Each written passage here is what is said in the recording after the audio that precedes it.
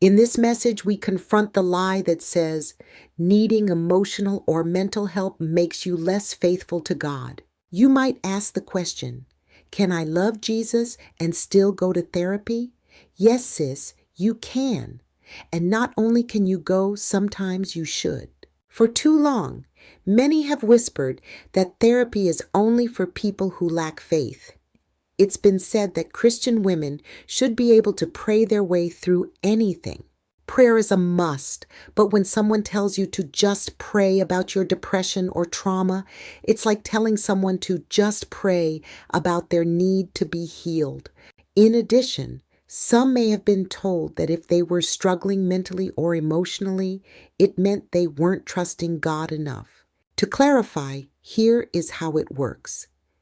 There must be prayer and medicine, prayer and therapy, prayer and professional help. It's not either or, it's both. Consider this.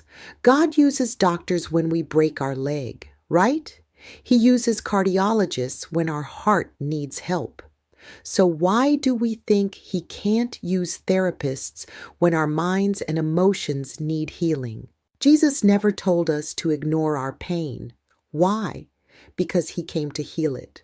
In Matthew chapter 9, verse 12, Jesus said, "It is not the healthy who need a doctor, but the sick." He was talking about spiritual sickness. But the same principle applies.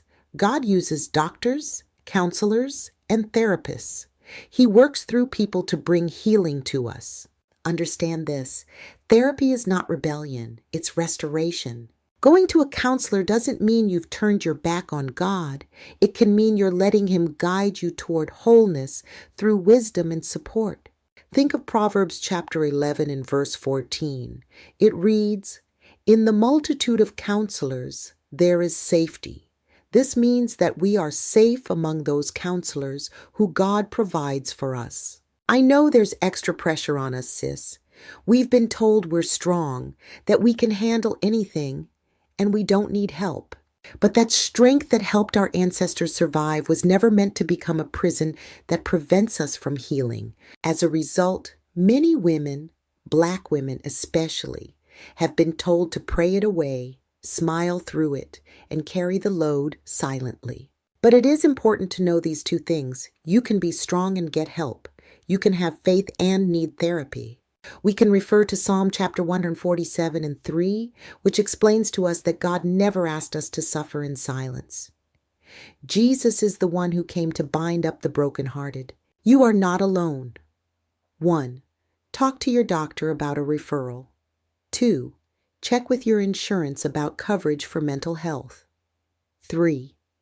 Use reputable websites to find therapists in your area. And 4. Ask friends you trust for recommendations. Listen carefully now. Your mental health matters to God because you matter to God. Seeking therapy isn't a sign of weak faith. It's a sign of wisdom. It's stewardship of the life God gave you. As we pray, here is your drop of grace for this week. I am encouraging you to take one small step toward getting support if you need it. Ask God, do you want me to walk with someone professional in this healing process? And if he says yes, take the step and follow him there. Your healing is not a sin. If this video message gave you a little freedom today, go ahead and like, comment, and subscribe. Let's keep normalizing therapy and Jesus together. He's not threatened by your healing. He's the source of it.